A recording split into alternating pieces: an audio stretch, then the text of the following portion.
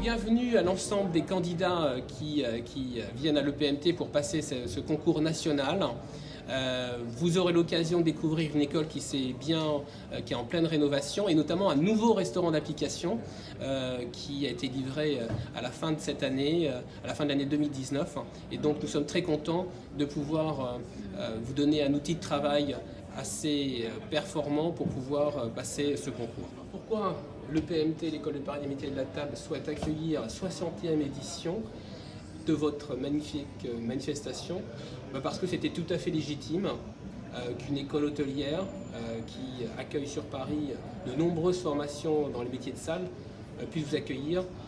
L'école vient de fêter ses 40 ans, vous fêtez vos 60 ans, donc vous êtes un peu plus, vous avez 20 ans de plus, sûrement en âge de sagesse. Jean Blas, notre fondateur, disait que la table est le rendez-vous privilégié des relations humaines. Et il est clair que tout ce qui est service en salle nécessite une belle publicité par les concours que vous faites, une belle publicité par les formations qui sont faites aussi au sein de notre école. Et on a été déjà partenaire de la Coupe Georges Baptiste. J'ai eu l'honneur il y a 2 ans de pouvoir vous accueillir pour les régionales. Et c'était tout à fait naturel qu'on puisse pour les nationales vous accueillir. Je sais que c'est un événement particulier cette année avec de nombreux invités prestigieux.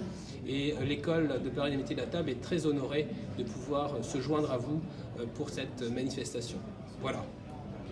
Alors un conseil que je pourrais donner pour les candidats, c'est évidemment de faire preuve de professionnalisme.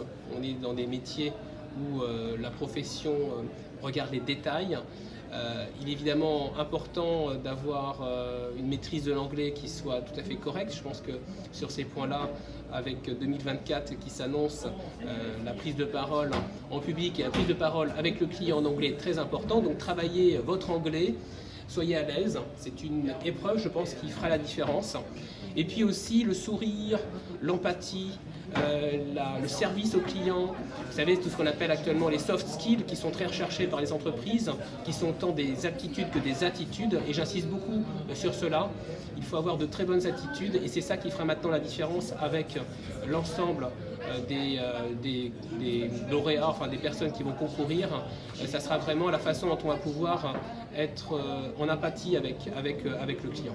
Et enfin, une dernière qualité à mon avis essentielle pour le maître d'hôtel et qui est en lien entre la formation et ce qui est fait en entreprise, puisque nos jeunes vont en entreprise, c'est savoir manager les équipes, manager les apprentis qui vont être accueillis, bien savoir encadrer son équipe pour accueillir de façon optimale, je dirais, le client qui va venir dans le restaurant ou dans l'hôtel.